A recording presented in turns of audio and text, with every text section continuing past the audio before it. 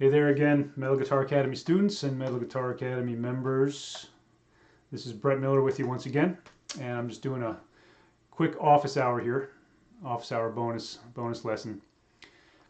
Today we're going to be talking about something that I hear a lot of misinformation about. Frankly, people make this a lot more complicated, like many things in music instruction and guitar instruction, than it really needs to be, and that is what you've probably heard of as the circle of fifths. The circle of fifths, and you've seen that before. It's this big, God, it's this big wheel thing, right? That you see. Kind of looks like this. You know, big wheel like that often has something inside like that, and it's got all these different parts on it, like 12 different slices or something, right? And it looks like this, and it's like a magical talisman, and you have, notes, blah, blah, blah, blah, here, over here, notes, flats, sharps, and then you got, G flat over here, and all this kind of stuff here, E, and, cycle of fifths, and we're supposed to look at this as kind of normal everyday guitar and music students and somehow understand what this means. Now, most people find this extremely confusing. It's not. The concepts themselves are not confusing. And again, it's almost put on this pedestal as this magical talisman where you gotta fall down and in front of it and prostrate yourself in shocking obeisance and gibbering all over and the wheel. Gotta worship the wheel. It's not a good way to teach it. People may disagree with me, but I haven't seen anything good about this on YouTube. I haven't seen anything good about this in books, other than a bunch of people who I don't think have much to say creatively, musically, or creatively through teaching music or guitar, and they just want to sound smart. So they whip out the diagram, and it's like you said, you got to be, I can't remember the guy's name. With these Cagliostro or something, these magicians from the Renaissance and before. So anyway, let's talk about how this actually can be useful to you. And we're going to start by I'm going to rebrand the circle of fifths, and I'm going to call it the cycle of fifths. That's how I like to teach it. Cycle of fifths. All right. So let's get down to business here.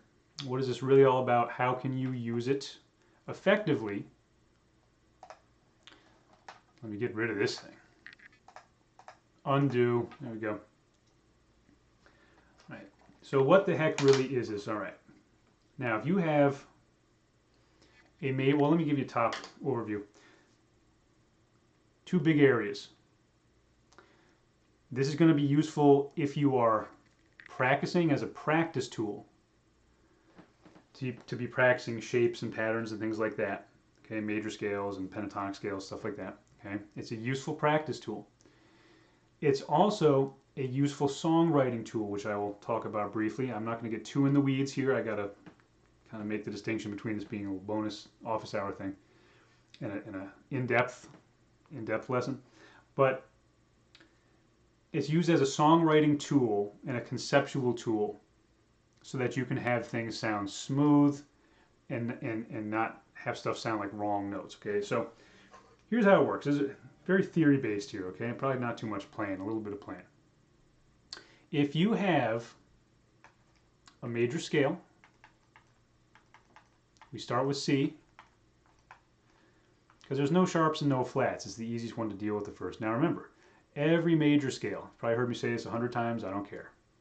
Whole, half, whole, half. Okay? Every major scale in the world, that comes first, the notes come later. If you start with a C and you follow this pattern, this is what you're going to get generated, okay? This is what's going to be generated with the notes. Now, cycle of fifths, right? The hell with the circle. If I were to go 1, 2, 3, 4, 5, notice G is the fifth note from the C. What if I write out a G major scale? I'm going to follow the same pattern, right? Because every major scale literally is just whole, whole, half, whole, whole, whole, half. G to A to B, B to C, D, E, F sharp, and G. What's 5 notes from G? 1, 2, 3, 4, 5. D. That's where I'm going to start my next major scale. You see what's happening? I'm simply taking a major scale, C major, where there's no sharps, no flats, all what we call natural notes, and we're just doing another major scale that's 5 notes away, a fifth higher. And then with this scale that we get, G major, we're just going 1, 2, 3, 4, 5, D, and that's going to be my next major scale. Okay? So I'm just going to complete this as quickly as I can.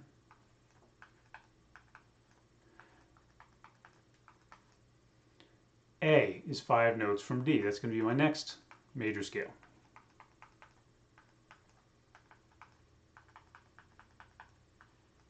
And I'm just following the pattern. That's how we know these notes here. E is 5 away from A. Following the pattern.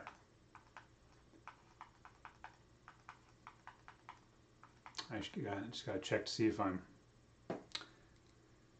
you guys can see everything here.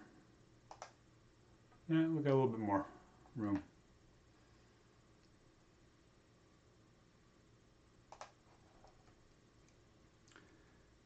I'll have to write a little bit smaller. B, 5 notes away from E. Following the pattern, B, C sharp, D sharp, E. Remember, I'm just starting a new scale that's 5 notes away from the scale before it.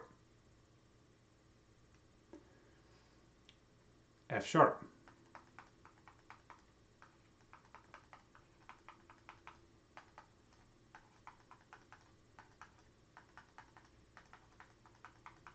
E sharp, people go sometimes, there's no such thing as E sharp. No, E sharp is the same as the note F, isn't it? Because E to F is a half step. So E sharp is simply just another way, instead of going E, F, there's some musical situations, like in this scale, where you would actually call that E sharp. Okay? So there are E sharps, don't let anybody fool you. And then finally C sharp, 1, 2, 3, 4, 5 notes away from the F sharp.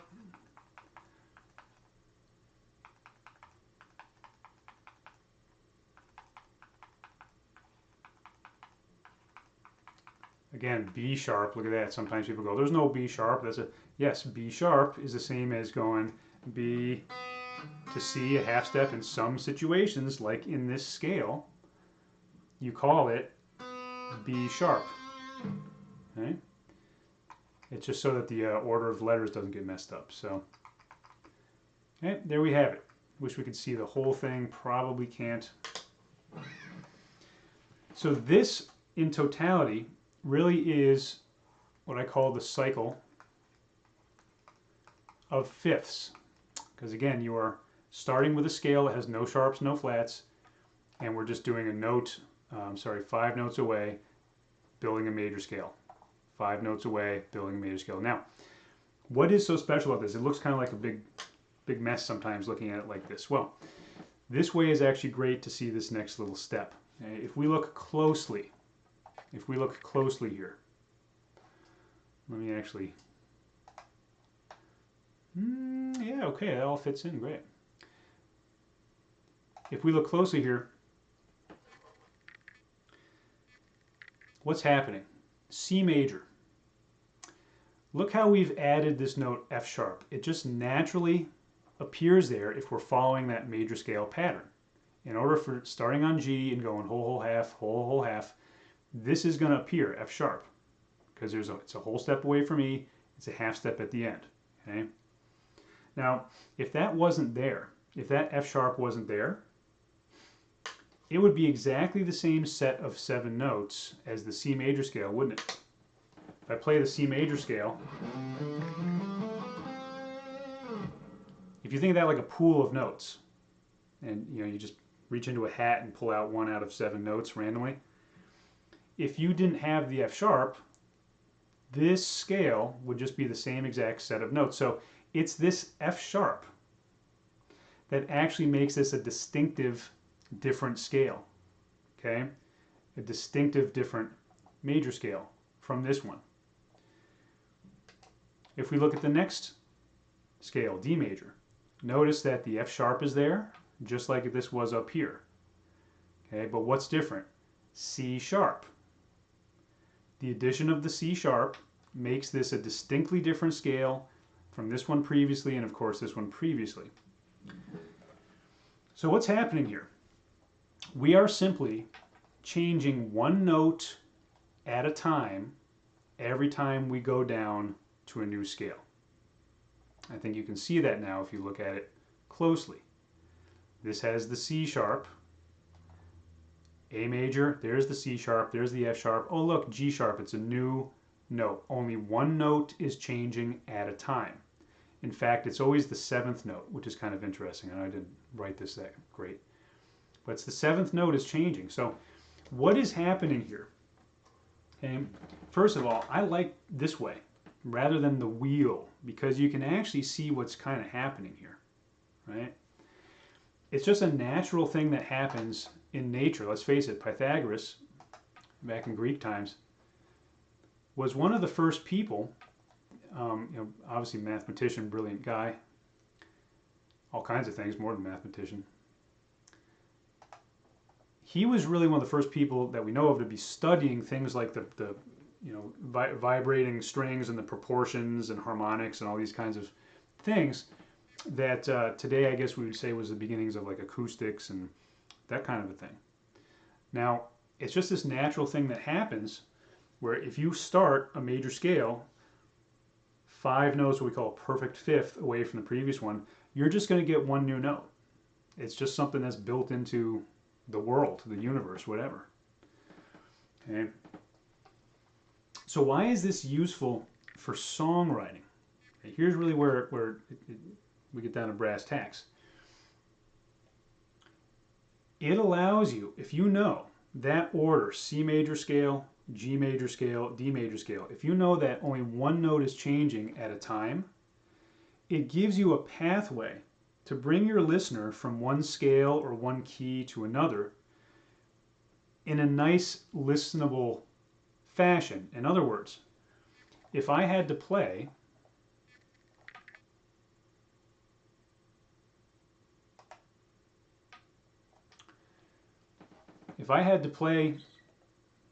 a song or write a song where we're starting out with only the notes in C major, okay? So, I don't know.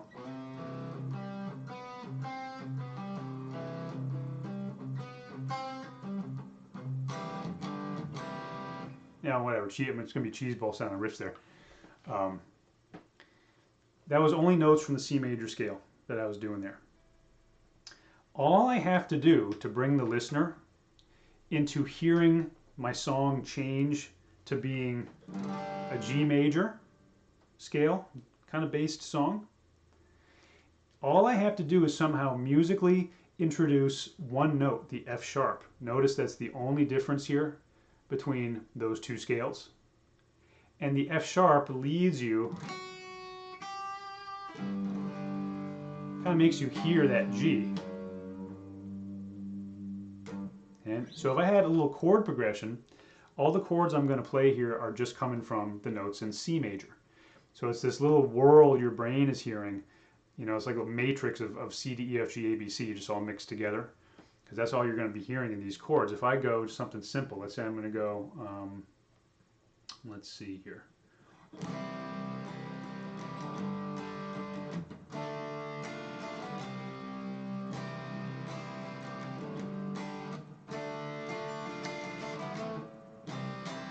Okay, I'm going to be pretty cheeseball stuff. I was playing C major, G, D minor, back to C.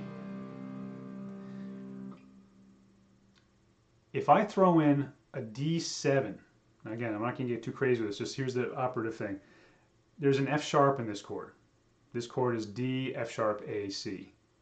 So I'm throwing in the F sharp now. So instead of playing D minor that has an F, I'm going to play this chord that has an F sharp. This is now going to sound like it's bringing you to the G. Doesn't that sound the G major now? I can even just do it even simpler like this.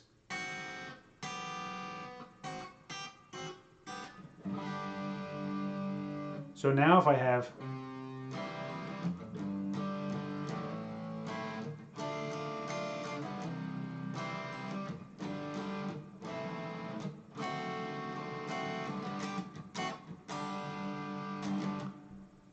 just by throwing in the chord that had that F sharp, that's what's pulling you into that G. Again, these are very quick examples here. If you're really writing a song with it, you want to be maybe a little more interesting with it. But that's the reasoning in a nutshell here. Okay, what if all of a sudden, instead of knowing this, right, you didn't know this, and you're like, okay, I'm going to play a riff that's using notes in C major.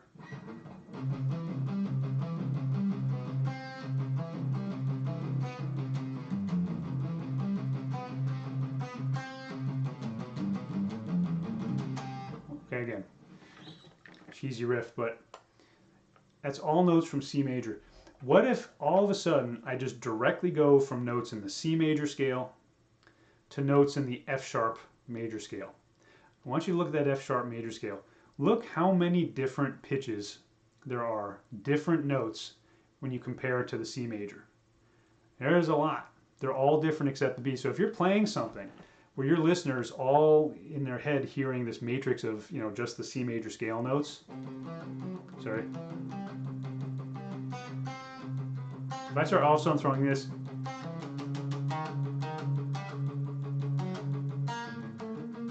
it sounds horrible because all of a sudden it's like you're just throwing these complete out of left field notes. Okay, you're throwing in F sharp, G sharp, D sharp. It's just going to sound wrong because your listener is unprepared for those notes. Do you follow what I'm saying there? There's nothing magical or mystical about this. It's just that because they're not hearing those notes in that riff or in the chord, if you're not careful and you just decide, hey, I'm going to throw in a chord that has an A sharp and a C sharp and an E sharp, it's just going to sound like you just hit a bunch of wrong notes. Okay, so this is really a tool if you're listening to like Bach and Beethoven and stuff like this, and a lot of quote unquote classical composers. I mean, they're using this a lot. This is kind of the language, using this to get you from one place to another. You can do some interesting things here when you set it up properly. But again, just for the top level here in this office hour, that's why for composition or for songwriting, this is an important thing. It's not about a wheel and memorizing everything like it's going to transport you to a different dimension or something. And you can commune with the, well, whatever. Enough of the analogies there. This is there to show you, hey, if you can introduce some notes here in the right order, you can get people from one place to another pretty effectively as long as you do it musically, right? But often it's like a little pathway. Okay. So how else is this important? Being written this way, okay, versus the wheel thing. Well, let's talk about this.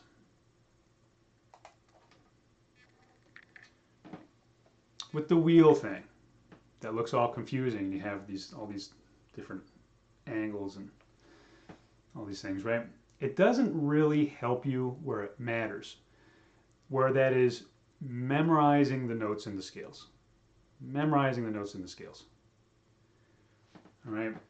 We want to be at a place where if someone says to you A major, yeah, first of all, it's great to know you can use that whole and half step pattern and just build it, because that's like your fail safe. You can always rely on that. That's a great thing to know.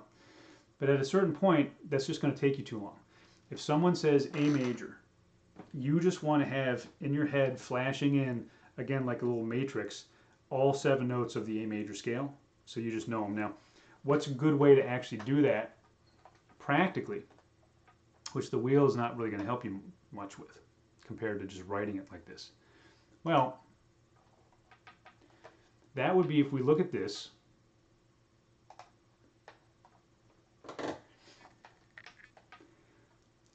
And we focus on the accidentals. Now, again, it's not. I can't make this go on too long. There's a whole thing with flats as well, but it's all the same principles. We would call it the cycle of fourths. Just keep in mind, it's all really the same kind of stuff. I'm not going to get into it today. It'll just take too long. Maybe I'll do something else where it's more in depth. But if we focus on the accidentals, if we say to ourselves, hey, I want to memorize the notes in G major. Well, if you shift the way you think about it, and you go, oh, there's only an F sharp in there. The only sort of the odd man out here is the F sharp. That way, it's a lot easier to essentially think yourself G major. Just focus on, oh, there's an F sharp. All the other notes automatically are going to be, right, what we call natural. If you're thinking about an A major scale, okay, if we look back up there, you would see that, oh, A major, there's an F sharp, there's a C sharp, and there's a G sharp. If you focus on those three notes, it's a lot easier to just sort of in your head instantaneously know what the notes are here, because the rest are going to be natural. So there's a cool little way I like to share to help people do this. Step one, and this is really easier to do this if you're looking at this, where you're just looking at a scale, a scale, a scale, a scale. Right? Step one is memorize this dumb little sing-songy thing. Serious though, it really helps. Say to yourself, F, C, G, D, A, E, B, because it kind of rolls off the tongue. F, C, G, D, A, E, B. F, C, G, D, A, E, B. You can learn that pretty quick.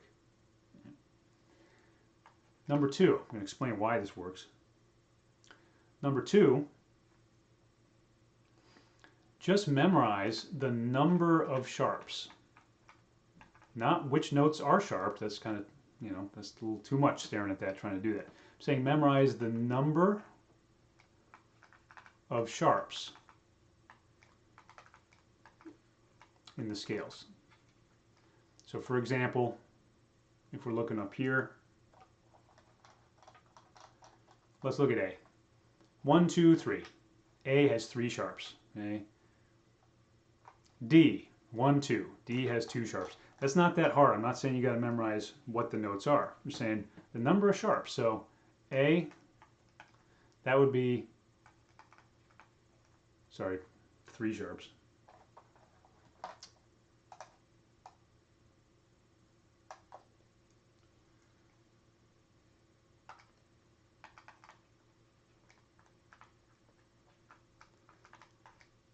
Okay. Now, why does this work? If we look back up here, remember I said that you only have one new note being introduced every time, and it's always the 7th note. Well, look at this. F, C, G, D, A, E, B. That's where this little sing-songy thing comes from. And this is where it's kind of cool. Okay, let's say you want to know the sharp notes in A. Well, you know in that scale there's 3 sharps. How can you figure out what they are? You just go F, C, G. That little F, C, G, D, A, E, B, you just use this as a tool, and you just go boom, boom, boom, 3 of them, F, C, G, because you know A major has 3 sharps. So you now know, if you're thinking A major, just focus on those, F, C, G, those are all sharped.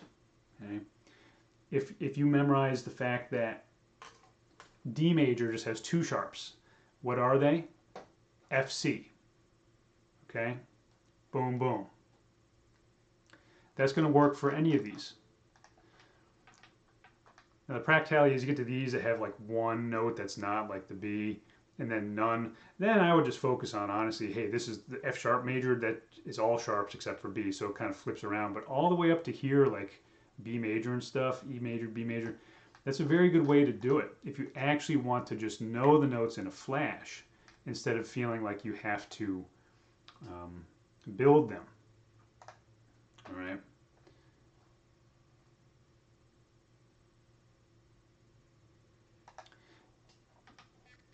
So this way of thinking about the cycle of fifths can help you do that, because it's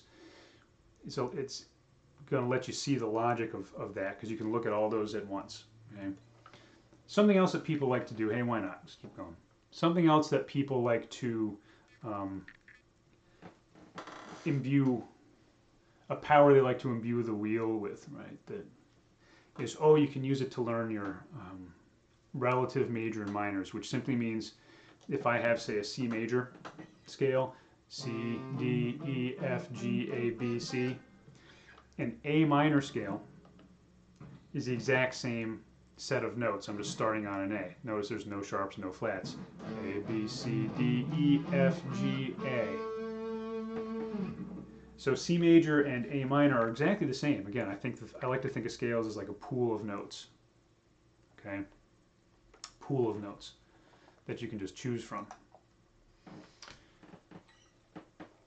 So you look at the wheel and you you look across and, oh, I can think of this wheel, right? And I can just think of like a photographic memory. You can tell I'm against the wheel, right? If you haven't picked up on it yet. I just think that it's sort of a symptom of a bigger problem with music and guitar instruction.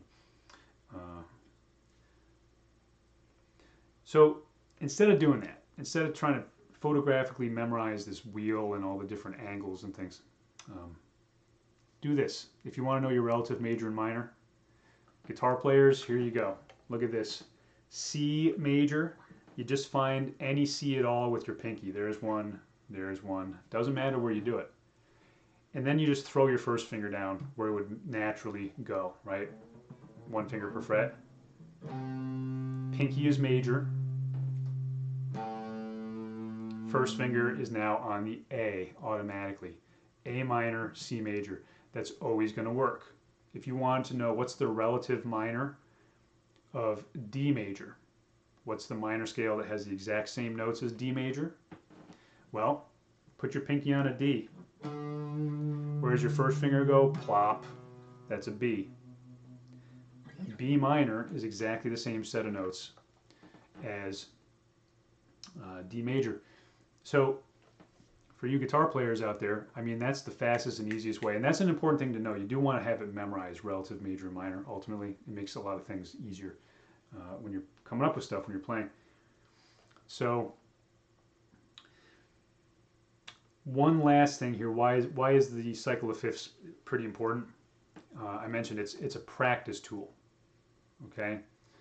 It's a practice tool. So you can use it that way. Great way to practice scales. And I may have gone over this in the major scale momentum lesson. I don't remember off the top of my head. But if I want to play my different scale fingerings, let's say I'm going to start with a C major. I'll just, just one octave, just to save time here. There's a C major.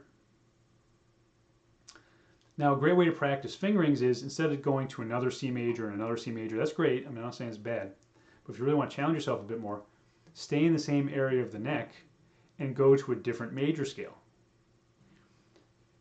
C, C major, G major, D major, A major. The cycle of fifths is just a good thing to have in your head. It gives you a built-in sort of order of scales that you can just cycle through, you can just jump through to help you learn fingering. So if I'm like, okay, cool, where's a very close by G? Oh, there's one right there. So now you match up, the right finger pattern for that. C, G, D. D major would be the next in the cycle of fifths. So you go, oh, where's a close by D on these two strings? Oh, there's one. And it's a different finger pattern. So it's a very good practice tool. Whether you're practicing chord voicings, you could do that too. You could say, oh, I'm going to go through a cycle of fifths. I'm going to play a C major, and then I'm going to play a G major if you're playing seventh chords or whatever. It just gives you a built-in way to practice. You can do this with others. I mean, there's nothing magical about the fifths for that. You could do thirds if you want to. You can do cycles. Sometimes you hear people in sort of jazz stuff say, oh, I'm practicing cycle fours or cycle threes, whatever. It just simply means if you're playing a scale or something, maybe I'm going to do a minor third. I'll do a C major, and then I can think in my head for practice, what's a minor third away from C? Oh, E flat. So I could stay in the same place and I could just find myself in E flat major. Okay, that kind of thing. So it's nothing, again, nothing magical, nothing mystical. It's just a tool to help you practice the different scale fingerings. Okay, so it's a great thing to do when you're practicing. So I think that's it. There's probably a little bit more that I could cover, but just, I wanted to do this just off the cuff because, again, as I said, I think it's sort of a symptom of a greater problem in a lot of instruction, making things too complicated and skipping over the really foundational, well, why is this thing even there? Like who cares, So that's it. Metal Guitar Academy students, thanks for being with me again here today, and we will see you soon. And as always, keep shredding, my friends.